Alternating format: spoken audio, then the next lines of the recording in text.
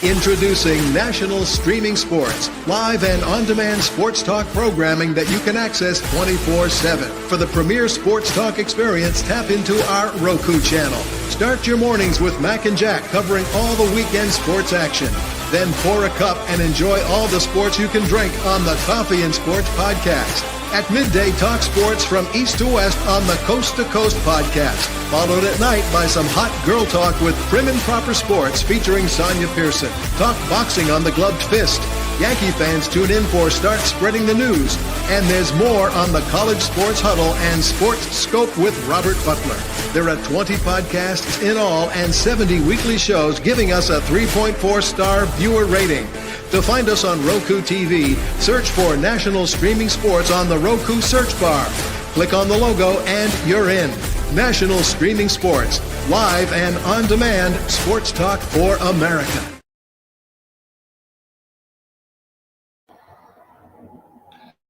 National Streaming Sports is brought to you in part by BetUs.com, designed for true fans. NFL odds, Week 1 and futures. College football odds, including Heisman Trophy favorites and playoff odds. NBA odds of division winners and playoffs. Major League Baseball playoff and World Series odds. The National Hockey League Conference playoffs and Stanley Cup odds. And boxing wagers. Betting opportunities include versus the spreads and outright winners. Also, during the game. Use our link on our website, nessp.info, the Bet Us Opportunities webpage, for a 125% bonus on your first 3 deposits. Must be 21 years old, and remember, bet responsibly. Football season is here, and SeatGeek is my go-to for buying tickets. Now, with SeatGeek, every single ticket is backed with their buyer guarantee. We've all had plans change, and when you can't make it to the big game, SeatGeek has you covered. They're the only ticketer that allows you to return your tickets ahead of the event for credit with SeatGeek swaps. So when things come up, I know that my tickets won't go to waste. So what are you waiting for? Download the SeatGeek app to maximize your possibilities and shop live events with confidence.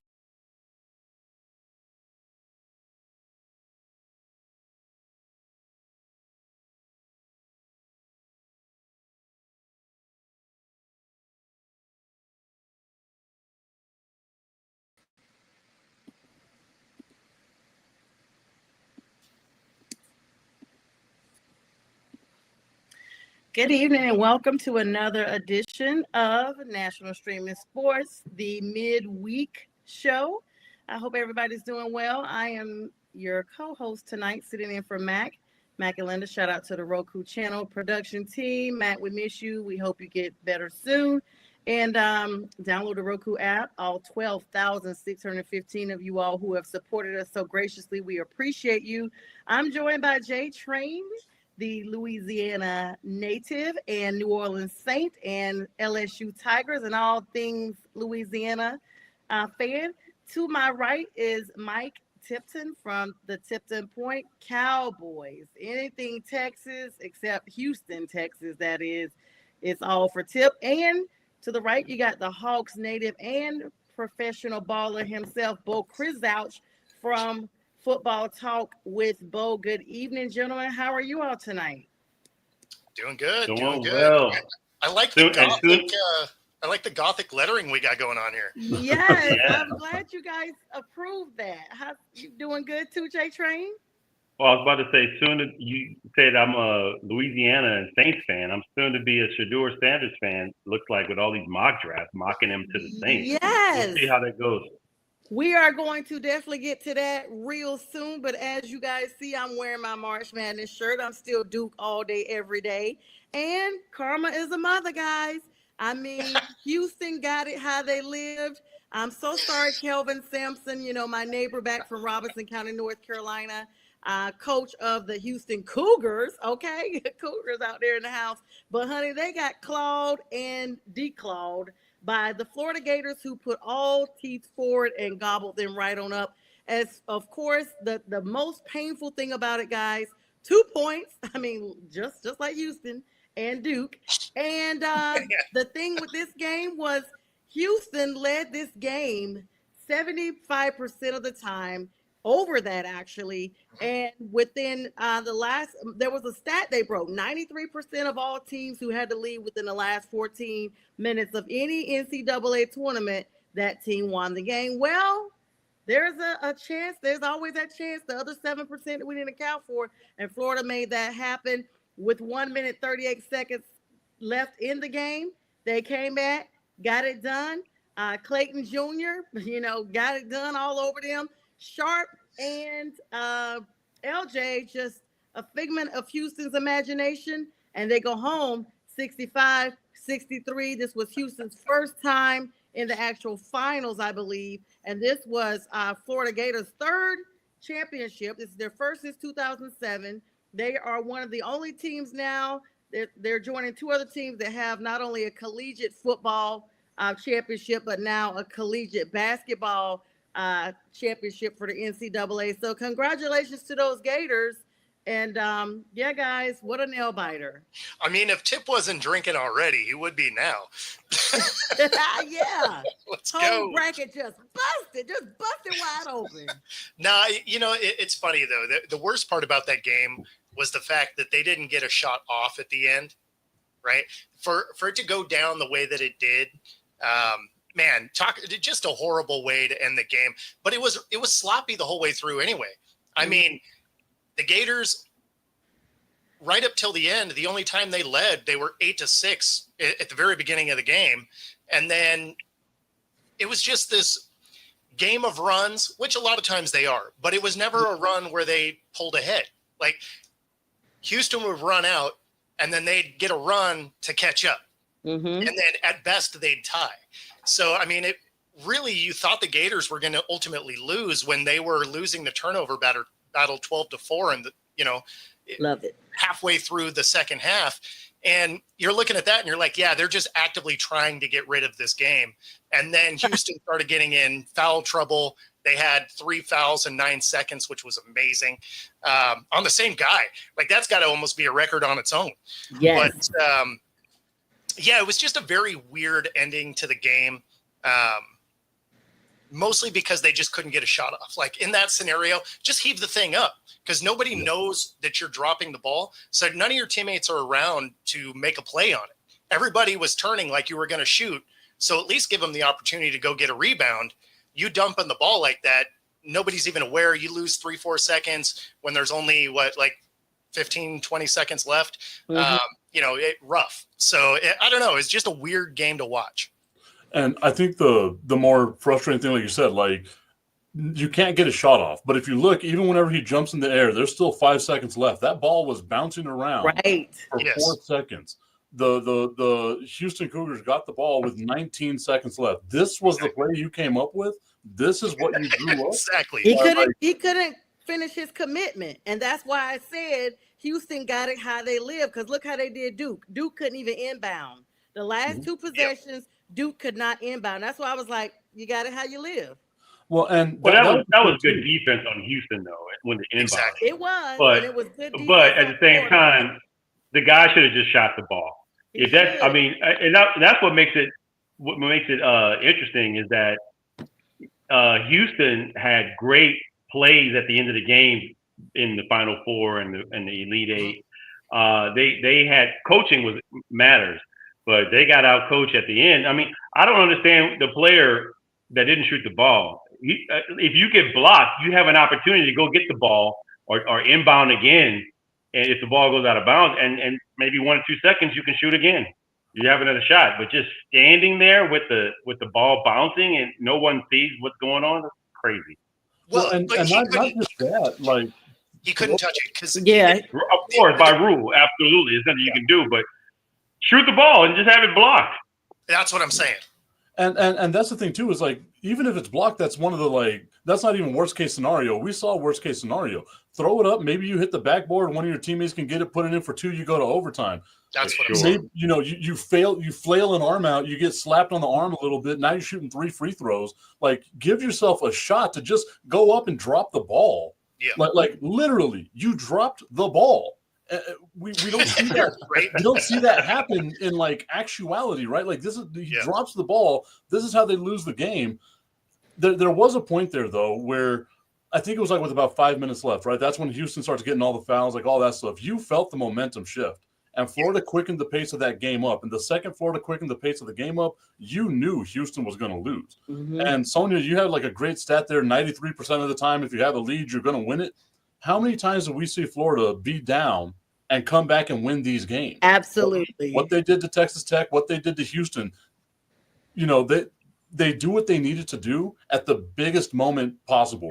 What sucks about it, though, is that how different could that game have been if it was Duke that was in there, right? Like, that's going to be the what if. How much fun that game would have been. That's all I could say. And I didn't want to say that because, I'm partial. But I was like, if Duke had been there, Duke would have been prepared for this moment. I had Duke and Florida going to the championship game with Duke winning it all. I think what happened was at that moment that this guy couldn't commit for this, for this transitioning of this ball. I think the moment got too big and he got absorbed by this moment. This whole game was on you and your mind just went berserk and you just could not commit. The only thing that would make it make sense at all is if he thought he had a guy that was trying to set a screen, because then he would have been right there, right? The problem is even if the guy was right there, he would have been watching for the rebound, not for him to drop the ball. Because if you have a player that's watching your guy shoot, that dude is getting lit up in a film room after any game he did it in, because they're like, why aren't you trying to make a play? Yeah, he was sitting there waiting for the ball. Good. Yeah, he was sitting there waiting for that play to play out. And the thing that's really crazy is this was Emmanuel Sharp. He was one of their star players going into this game. And, him and Cryer, LJ Cryer, they were banking on those two dudes to carry the game. Of course, Cryer had 18, 19 points, I think it was. Sharp did not. He only had like 8 points in this game. And in fact, the leader was not either one of them. It was, Roberts, Jay Roberts. He actually had more playing time, but Cryer had the 19 points. Sharp only had 8. So, like I said, the moment consumed them. Well, and if I remember right, he only had 2 points halfway through the second half. Exactly. I mean, nobody was shooting particularly well, though. So the way that this thing was designed, where it looked like it was going to be him taking that last shot, try and put him ahead, I wouldn't have wanted that play drawn up anyway. You guys haven't been hitting shots consistently all game. I would have wanted the opportunity to get a rebound. Well, I think Florida took them out of their element, right? And like, we got to give props to Florida's defense, because Florida played some amazing defense late in the game. But you got to look, right? Like, Sharp catches the ball. That's what, a 33-foot jumper that he's trying to like nail right there. There was still 5 seconds left. I feel like you had a couple of passes left in you where you could have probably gotten to the bucket and gotten a better shot. For that to be it, like, it's just such a mental breakdown from a player that in the tournament had a great tournament. It's just that's all anyone's going to remember is you go into your shooting motion and you just do this, and that's going to be the memory of this Final Four of this championship is you doing that. And that's almost comparable. That's almost comparable to the Fab Five, Chris Webber's timeout. I mean, I'd say of course that'll be part of his draft eval. I was worried about. Does he make good decisions? I was worried about Chenyula, who got that tech. That tech right there. If Florida had lost this game, when Chenyula ended up making it they had a tech and then another foul, so it was 4 points they could have put on the board. If Florida had lost this game, everybody would have been blaming that moment on the fact that Houston won, but. They were able to, and they put him out. They put him on the sidelines. They were like, listen, dude, you're doing tech fouls. And then there was another foul within that. And they basically had anybody could shoot and all that stuff.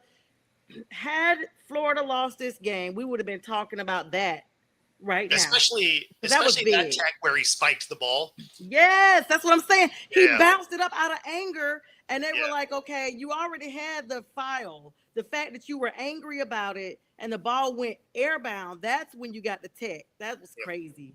That was crazy. I feel like the refs got to swallow the whistle in that one, man. You're in a championship game. There's so much emotion going on.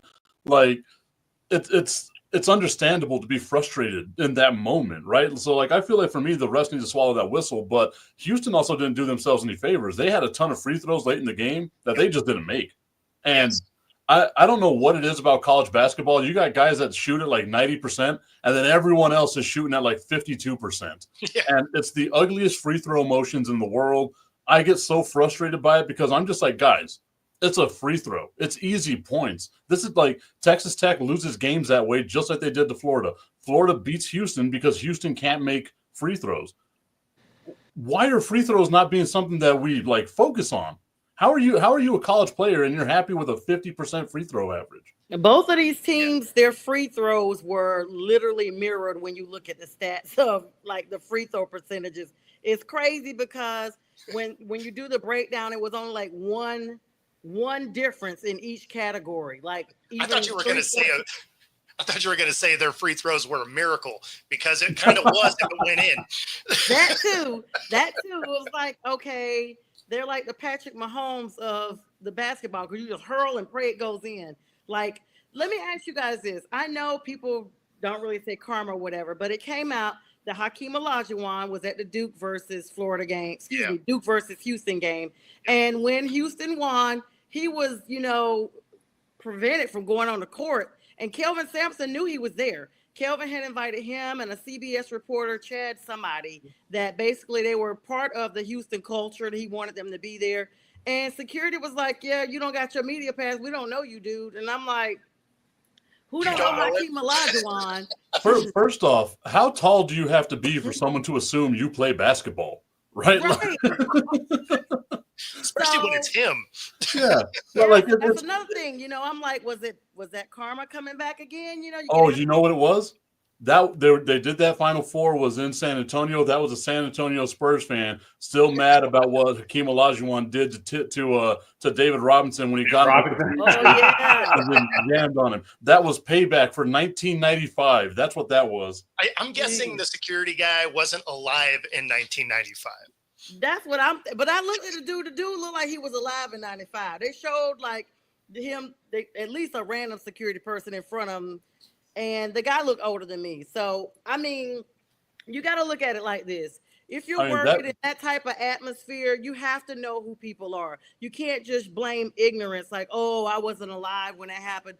Listen, you work in a sports arena. It's your responsibility to do the research. I mean all the time we talk about. He's a Hall of Fame international basketball player. That really makes sense. Exactly. Right. Exactly. That being said, if that dude just got rolled over the coals for you don't let anybody in without a media pass, you're like, hey, you know what, Hakeem, love you, dude.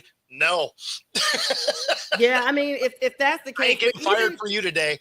I mean, even NFL people are weighing in on this. JJ Watt has something to say about it. Like, this is really something, and they got the footage of the security keeping them out. So I don't know. Like, this is really trending. Jack didn't like that I talked about it really this morning. He said it really wasn't that important, but I'm like, it is important. But so the only thing I can say about it is, so say the security did their job. He didn't have the media pass, didn't let him in. He's just like, hey, you know what? No exceptions, not getting fired for you. Okay. I feel like that coach can probably see this 7-footer standing on the side trying to get on the court. Right. He invited him. That's what I'm saying. Kelvin Sampson. They said Kelvin Sampson invited him. Like, for me, that's not even on Kelvin Sampson. There has to be someone with the Houston's basketball team that's like, oh no, that's a key. First off, he's 7 feet tall. 50% of people that are 7 feet tall have played basketball in the NBA. Chances are he's probably a guy that played in the NBA. Maybe you should let the dude that's 7 feet tall onto the damn court because it means something. But like someone from Houston's organization, like their athletic director, just anybody should have been like, oh, hey, Hakeem. Yeah, let Hakeem in because you know who that is? That's Hakeem effing Olajuwon. And you don't know that he made history there. He's not just like an average player. He was part of the Houston culture. Like, they know him. Five slam a jam. And also, this is where speaking of Hakeem Olajuwon, I feel bad because he went to 2 Final Fours himself and didn't win. Yes. And for them to not win this one, I'm pretty sure he was like, and then to not be let on the court. That's that's like nail in the heart, man. That's terrible. Oh, and so I lived in Houston, so I was pulling for Houston a little bit. I lived in Houston for a short time. My dad was there. My sister and brothers were born there, and so cool. I lived for them. Yeah. So I was pulling for Houston, the Cougars, because I'm a huge Akeem Olajuwon fan. So did the Gators let him on? The Gators let him on after the fact. Because I'm going to tell you like this, guys. Coach K was at that Duke game, and everybody knew it. That could never have happened to Coach K. Coach K is Duke. Like, I don't care if you were not born, but he did just recently retire. So everybody that's been working now knows who he is. But I'm just saying, he was there. That's what I feel the difference is, right? Like Akeem's been retired for 22, 25 years almost. Like it's been a while since Akeem's been there. But nonetheless, he's 7 feet tall. Probably played basketball. Like if you're 7 feet tall and you never played basketball before, you could probably get onto any court you want to because you're 7 feet tall. Like you know what? You probably played basketball. Come on in. Like it's got to be that simple. But I'm with you though, but someone in the Houston brass should have at least communicated this and allowed this man to come through just in case something like this were to happen. And obviously it did happen, and that's just stupid. That don't even make any sense. You could imagine like what the conversation would be like. You just walk over to the security guard. Hey, you see that guy right there? You see how he's really tall? Whenever the game's over, you allow him on the court. Like it's that simple. And they were like, no, we're good. We're good. It's Akeem. People know Akeem.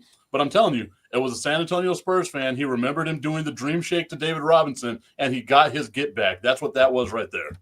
Yep. And hello, Candy. It was ridiculous. Thanks for joining us. Thank you for watching and subscribing and commenting. It was absolutely ridiculous. And like I said now, if this had been Coach K and Duke was there, we would have all been like on 12 at this point. Freaking Coach K. But, we digress. Congratulations to the Florida Gators. Like I said, bit and chomped all the way to the final. And I need to go back and tally up my bracket because I at least had Florida as the other side of the opponent for the final game. So, okay. Anywho, let's travel on over. Speaking of ridiculousness, sis.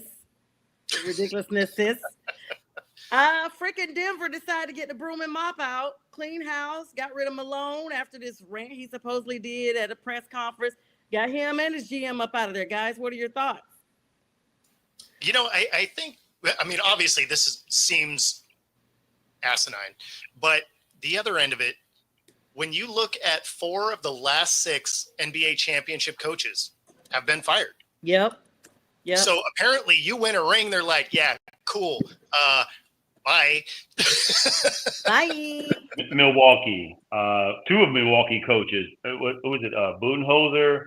I'm sorry, one. But 2 were fired. That wasn't a national champion. It wasn't a championship coach, but they were winning last season. The coach got fired, and they took in Doc Rivers. But yes, the guy for the Raptors. Yeah. So if we go in order, 2019 winner, Nick Nurse, Raptors. Nurse. Gone, right? Yep. Then Frank Vogel, 2020, Lakers, gone. Budenholzer, 21, Bucks, gone. Steve Kerr managed to keep his job so far. And of course, Malone, now fired, 23 champ. Man, it's wild to get fired so quickly after winning. Well, it's not just that. It's wild that there's 5 games left in the season. But they lost 4 in a row, the last 4. Yeah, but that doesn't matter. Like, you have a championship caliber team that has a championship caliber coach. You're going to fire in 5 games before the playoffs start. Sure, you lost 4. And they're in the playoffs. Yeah, they're in the playoffs. Let's keep that in mind. They are in the playoffs. 15 games over 500. You're a team that no one wants to face in the playoffs just because of who Nikola Jokic is, right? Like they're not in the play-in either. They're in the playoffs. I'm gonna keep saying that they're in the playoffs. Number 4. And the funny thing about that though is, say whoever goes in as interim, right? Say they win it all, they'll also fall on this list as getting fired after winning. Oh yeah. Let me tell y'all what's worse. I'm sorry. Go ahead, Tip. Well, what I was going to say is, like, I listened to some of the stuff that they said. This was what Mike Malone said that could have gotten him in trouble. And it's like, oh, these players aren't watching film. We're going to hold their asses accountable. Yeah, he said it. How is that bad enough to be fired for? I'm going to tell you what's even crazier, guys. Oh. Malone is the winningest coach in Denver Nuggets history. Yeah. And he's in the franchise history, ending a decade-long tenure that saw the team rise from rebuilds to perennial contenders. Like, he rose them from the ashes. They have a 47-32 record right now because of him. And people are speculating if Russell Westbrook had something to do with this because of the frustration that came out after this press conference. Well, so I have a friend who was a former president of a Major League Baseball team. And he had his share of people that he has fired in the past. And he always said this: whenever you had a GM, because Mike Malone didn't get along with the GM, whenever you have a GM and a coach that aren't getting along, as ownership, you have to choose a side, because you can't fire the GM and the coach at the same time and expect there to be some sort of like great relationship that's going to happen here. Yeah, what it looks like to me is Denver's about to punt on the season, right? Denver's being happy, like we're not going to win a championship this year, because there's no way that you can try to overcome this type of turmoil. It's horrible. And of course, now the interim coach is going to be, let's see, hang on, I just saw it, David Edelman. And we're like, who? David who? Well, that's Rich Edelman's son. Right. That's what I'm saying. Like, just familiar ties only. Like, what has he done? Where has he led anybody? Like, this is crazy. Sort of like Schottenheimer, right?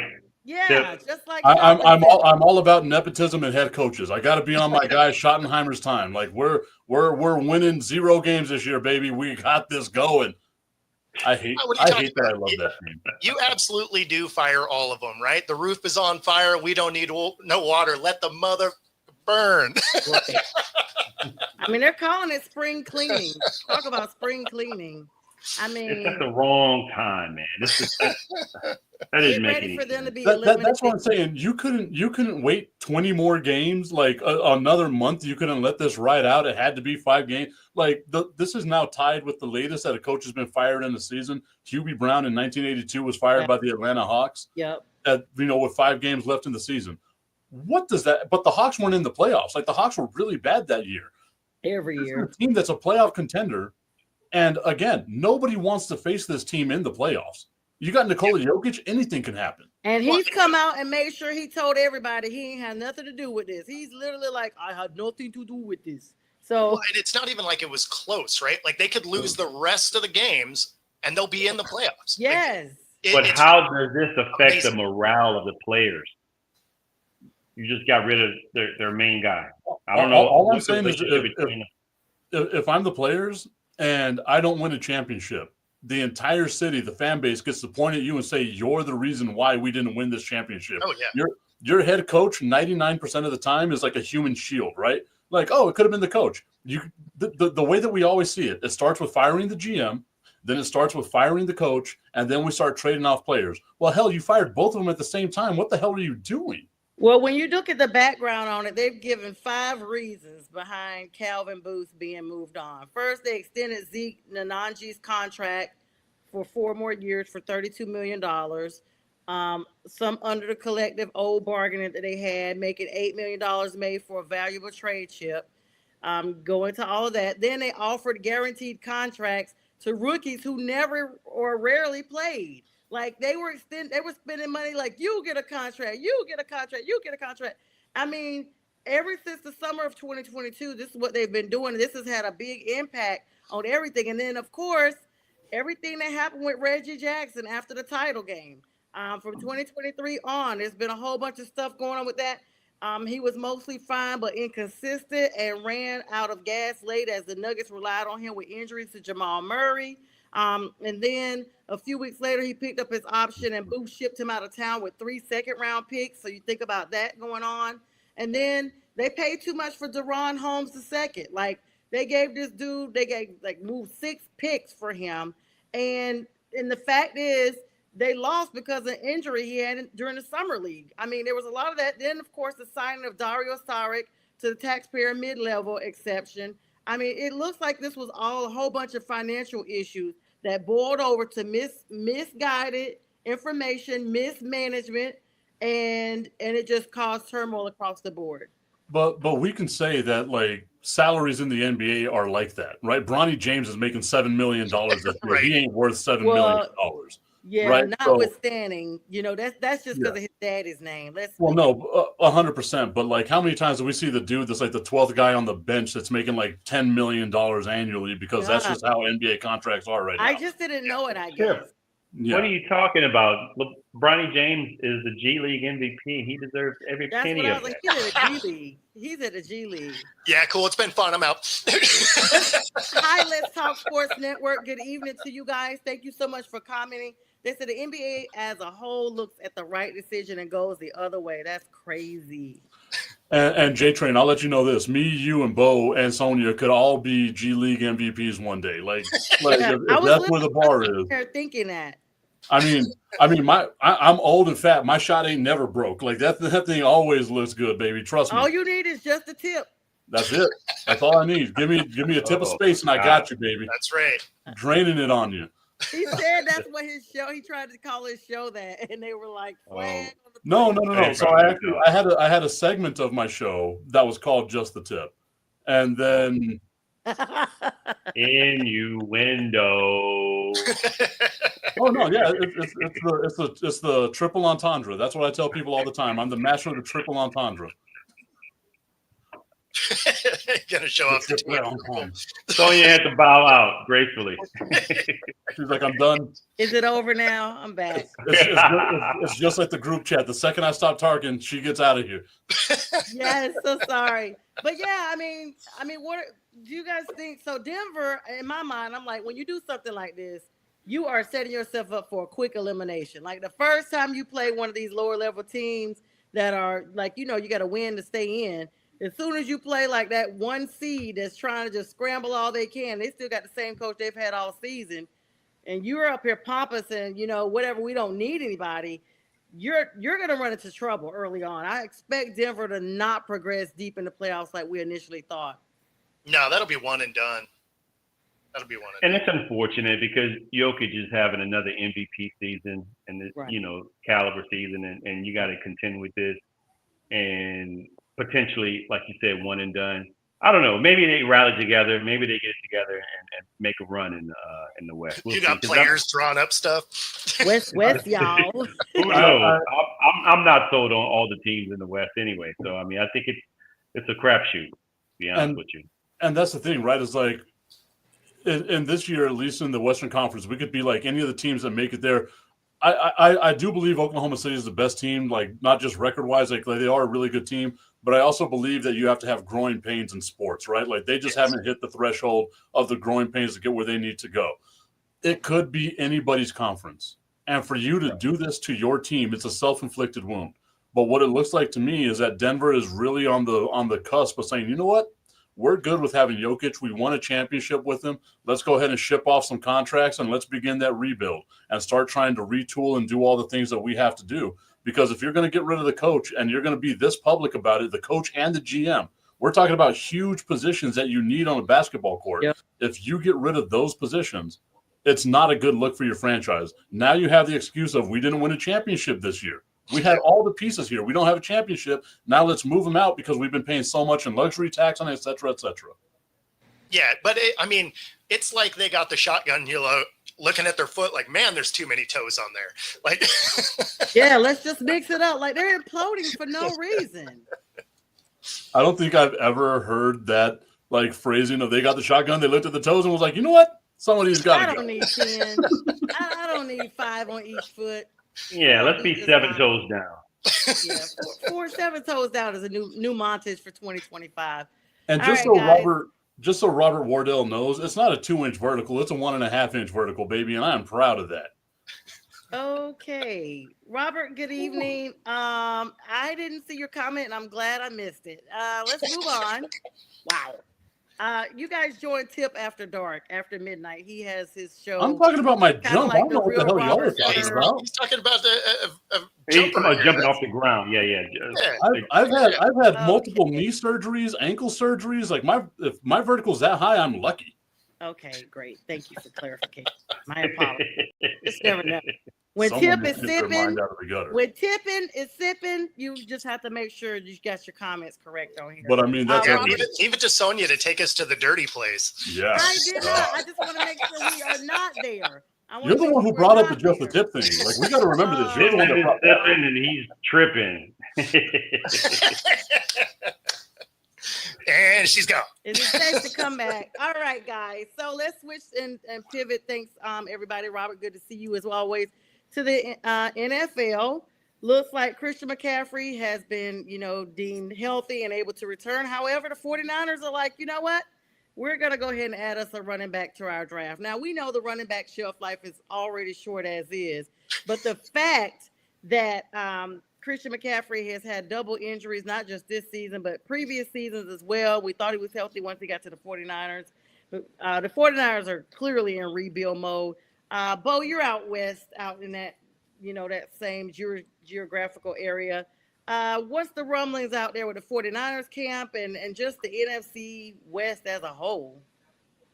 Well, I mean, the Niners, as you've already seen in the offseason, they have to clear cap. Right, like they kicked some of these down the road to the point where you got to pay for them. Right, happened to the Rams a few years ago. So the Niners are there. You even had the GM John Lynch. He came out and was like, sometimes you just have to reset to get your books in order. And this is that season for them. So it's probably not going to be a great season. It makes sense that they're going to get a running back. There's some good running backs on the board, and McCaffrey hasn't been able to stay healthy. So at this point, you're already starting to move on. You get rid of Debo. You have to figure out Purdy's contract. Ayuk may be working his way out of the room. Yep. Christian McCaffrey makes a lot of money. If there was a guy they were going to start moving off of, it makes sense. So I think it's a smart move. I don't want to see him do it. I want to see him give Purdy like $60 million and then double down on McCaffrey and try and get some other like broken down pieces because, then my Seahawks can stop tripping over them. Let's not forget. I'm sorry. Let's not forget that they let Jordan Mason go. They traded him away. And that guy he was probably standing to making some money as well. So like you said, they're probably looking to just rebuild. And you can get the draft is so deep with running backs. You can get a quality running back, probably comparable to Jordan Mason, or if not better. And maybe second, third, fourth, even fifth. It's just that deep, Sonya. I was like, wow. So, I mean, letting Jordan Mason go was not a bad idea. At first, I was wondering why. But then I figured they probably didn't want to pay him extra amount of money when they're trying to clear house, and they could just pay a running back in the third or fourth round and get him for a high value pick, and somebody that's probably high quality, maybe worth a second rounder, but probably because it's so deep, the draft's so deep with running backs, they're probably going to get somebody at a high value pick in the third or fourth round. And that's the thing with like San Francisco, right? Like the position that they're in right now is they traded away so much to get Christian McCaffrey. Christian McCaffrey is a great running back when he's available. Exactly. But the fact of the matter is, at some point during the year, he's going to miss multiple games. It's just who he is. So you have to have a serviceable backup in there, whether you do it in the draft, whether you get it in free agency. There's no one left in free agency. So what do? You go in the draft. You don't want to pay a running back. What do? You draft them, because the shelf life of a running back is 3.5 years, maybe, right? Like question mark on that. Christian McCaffrey's already exceeded that level of output. Now you're thinking, okay, it's going to decline along with the injuries and everything else that's like that.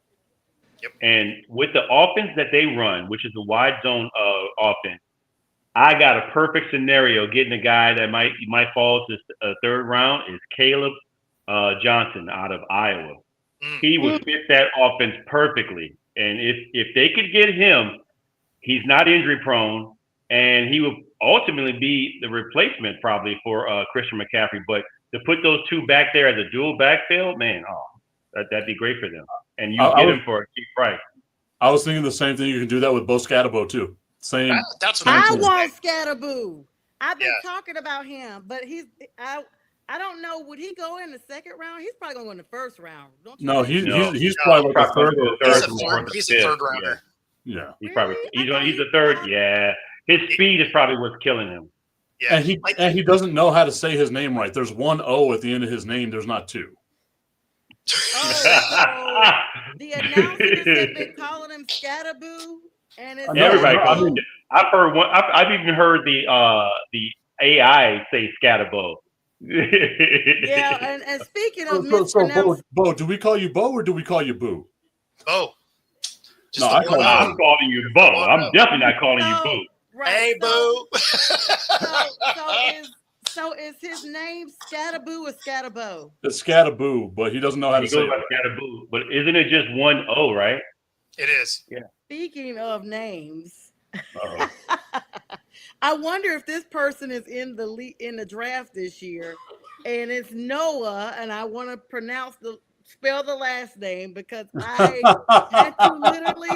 literally had to pull up a film on this on YouTube to see because it's Knigga or something. Knigga. You can't make this up. Hey, Bo, how about you say that name for us real quick? They said it's Knigga, but his parents are so wrong for naming him Noah because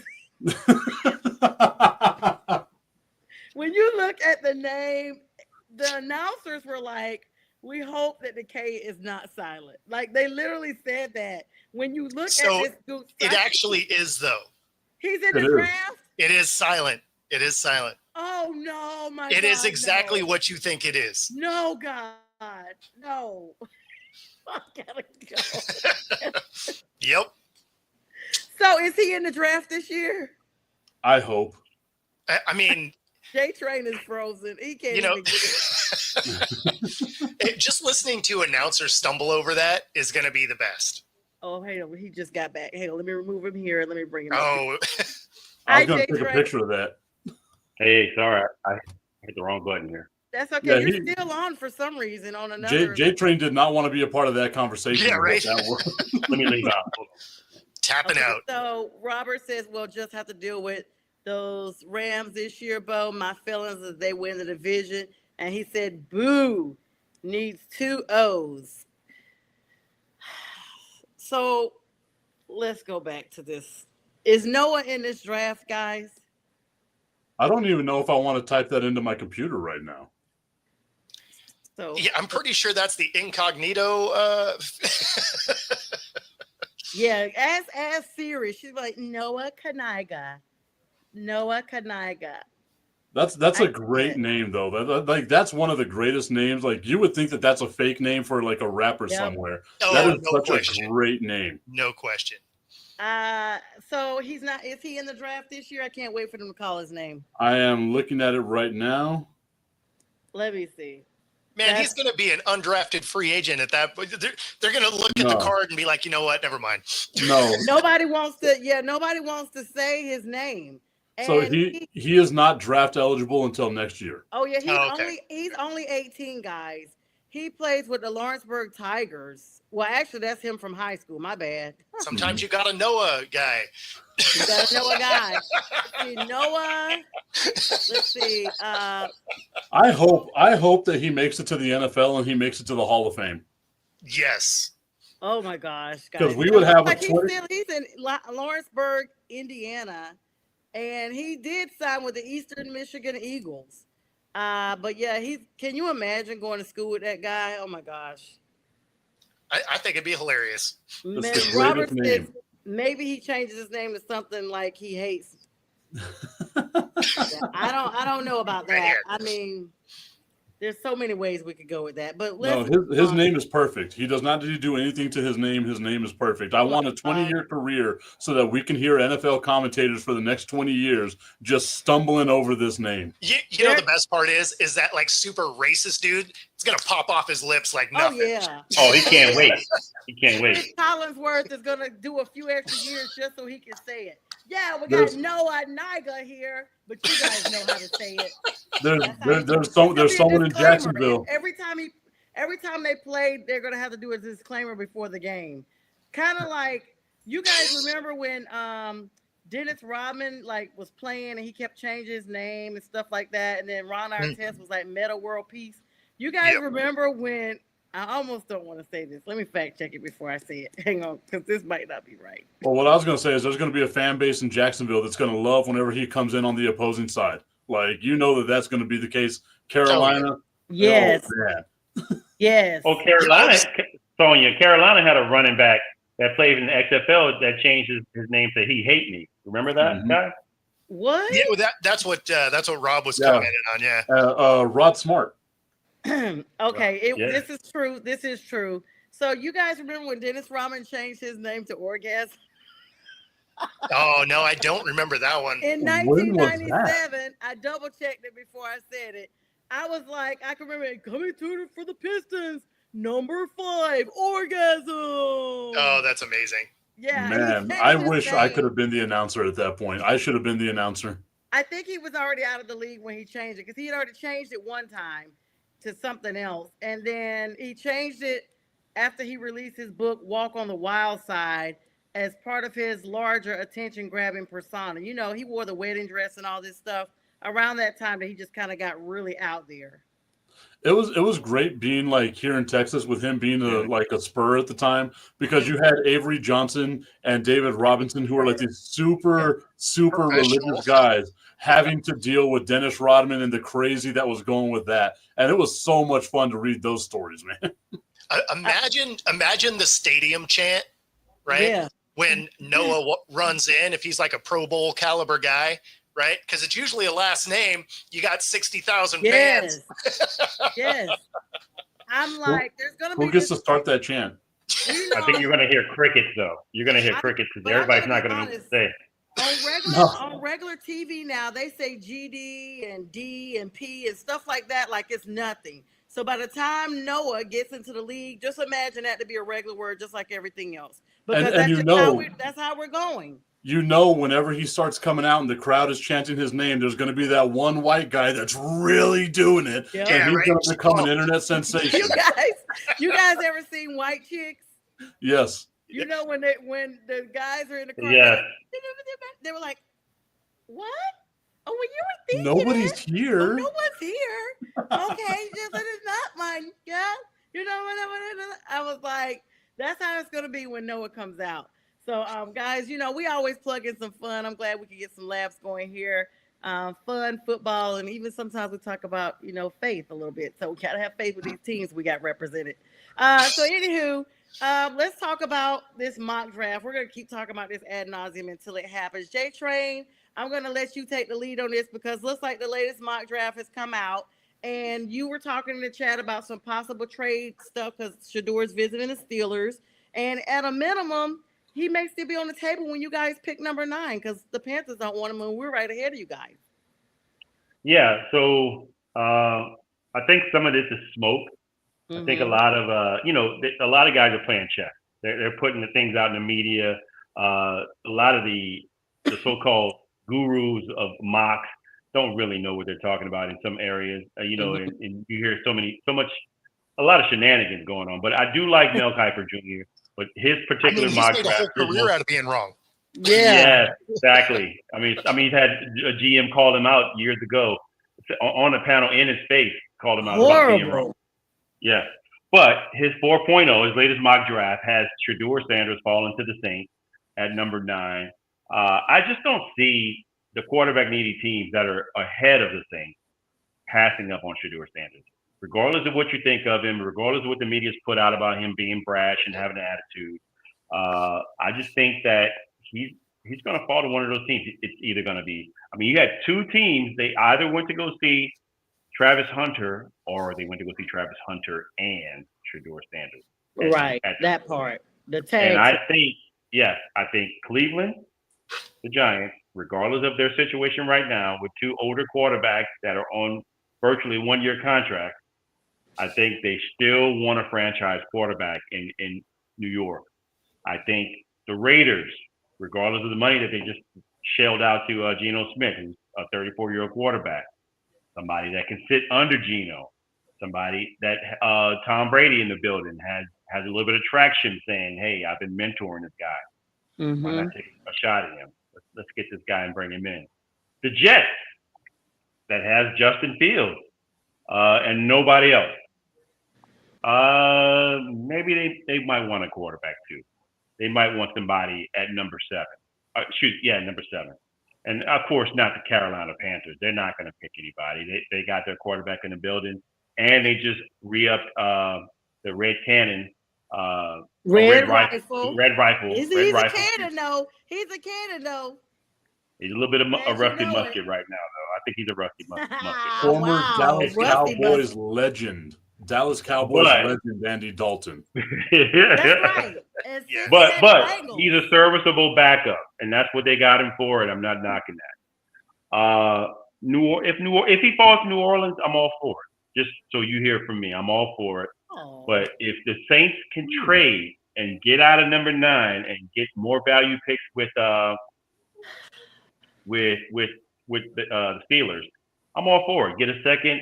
Get maybe a third or fourth, and maybe another first next year. Man, let's have at it. I can deal with that, and get a quarterback late. The thing is I don't think he gets past the Browns.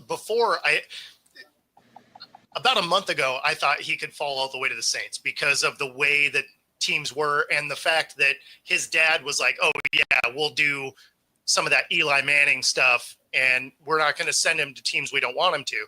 But then he came out this last week and was like, yeah, the Browns are acceptable. So prior to that, I looked at it as, yeah, I mean, the Browns, they don't get them. The Giants don't because of their situation now. The Jets, I figured, with Fields, Raiders, with Geno, right? Like they just paid a guy that, they want to see how they work out. So in that scenario, he could have fallen to the Saints. But now that it sounds like the Browns aren't a problem, that's probably where he lands, because what's the one thing the Browns desperately need? Because the rest of the roster actually isn't terrible. As a quarterback. Yeah. What's up, TC? How you doing? I'm not saying the roster is amazing. I'm just saying you can win with the roster they have. So you need a quarterback. Now, is Shedeur that guy? I mean, if he goes to the Browns, probably not, because it's the Browns and they ruin quarterbacks. But I mean, at the end of the day, they have a guy that they're paying a ton of money to, and they got to get somebody in there that's free, right? Because they're going to be paying Deshaun for a while. Oh, God. So having a rookie quarterback where you still have a decent running back, you still have a good defense. I mean, you have pieces on that team.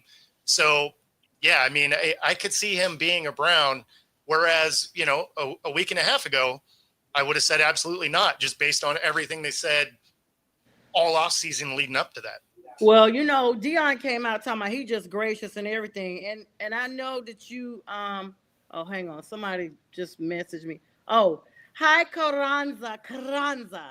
He's like, hello. And it's Carranza Sonia before my last name gets butchered. And and my name is Sonja, not Sony. But thanks so much, Mr.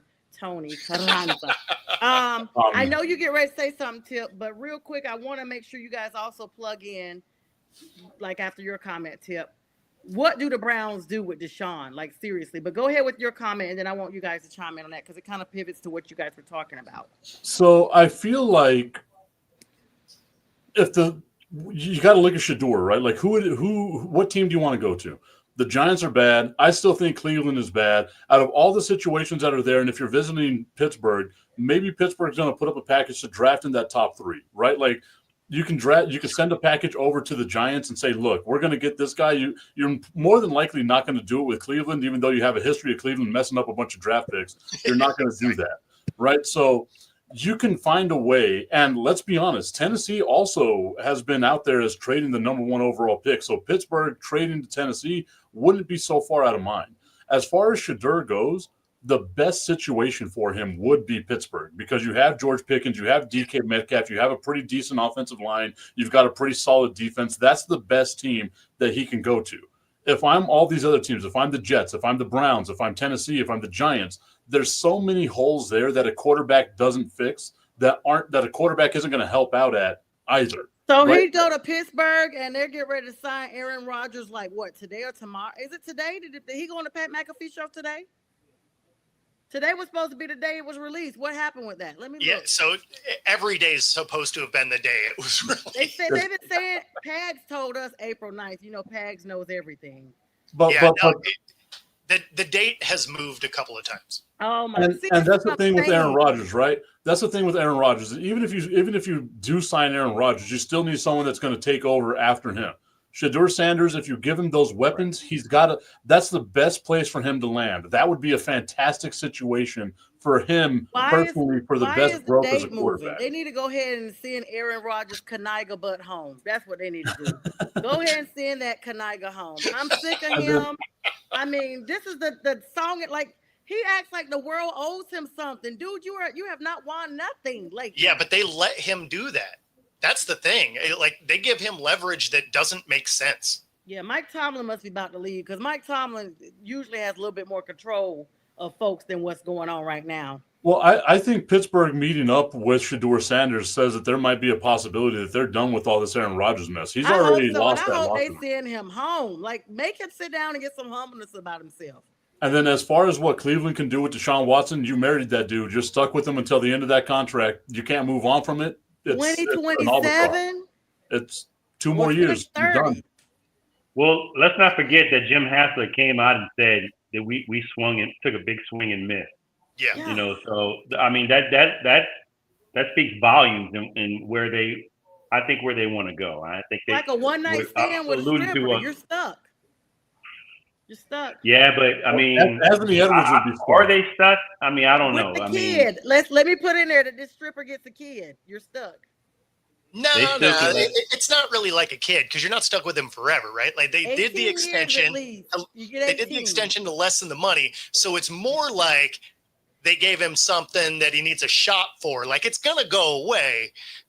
It's just gonna take a minute. Yeah, like that. Yeah, you're gonna pay a little bit of alimony down the road. I mean, or child support. Bo's talked about a little gift that keeps on giving. That's right. Not everything that happens in Vegas stays in Vegas. Yeah, you might have to take a little pill for a little while. Sometimes you need a pill to get rid of it. Yeah. And I hear they got creams for that. That's right. Oh my goodness, we're going off the rails here. No, but that's exactly what it is, right? It's something that's going to stain you for a while. It's the perfect analogy. It's Deshaun. Yeah. Like, what has he been doing with himself? The same thing we're talking about. There you go. Oh my goodness. Thanks for tuning in. It's been fun. It's always fun. So everybody agrees that but to me it kind of reminds me of the Kirk Cousins situation, to be honest with you, because Kirk Cousins is married to Atlanta till they say he can go, and TC says Mike Tomlin does not play those games. And hold on, Robert is really feeling himself. He's cursing at everything in the comment. He says, I'm just happy to see DK be a female dog and go to a team with no quarterback after saying he wanted to go to an established quarterback room. Hey, he also said he wanted to play somewhere warm. Welcome to Pittsburgh. Yeah, most frigid as ever. So everybody wait. Well, he's warm, all right. In that big house he's got with that $150 million contract. So that's true. Yeah. High electricity bill and all that stuff. Guys, we always have a really good time, and it's nothing but laughs over here. This is going to be replayed tonight, I think around 11 p.m.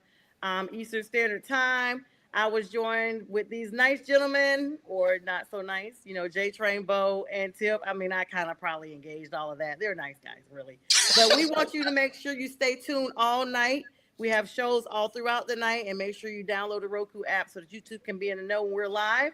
We have 24/7 sports without the cost of cable, and we also give our appreciation to Linda and Mac over there. Mac, continue to rest up. And for now, we're going to sign off. Keith Engel will be on. What's going on, Miss Feather Freebird? That's Bo's mom. Thank you so much. She said, Bo, I can't believe your mom was watching this show and put up with our nonsense. She was like, I'm going to stop commenting until the end. Oh, no. You know, she popped on right at the end. She was just like, yeah, I know this Land of Misfit Toys. I'm not doing this. I love it. Thank you so much for joining us as always. And with that, we're going to sign off. I'll be on tonight, 9 p.m., Premier Proper Sports, dedicating the show to my dunkel. Today would have been his birthday, and I do all my sports in his honor.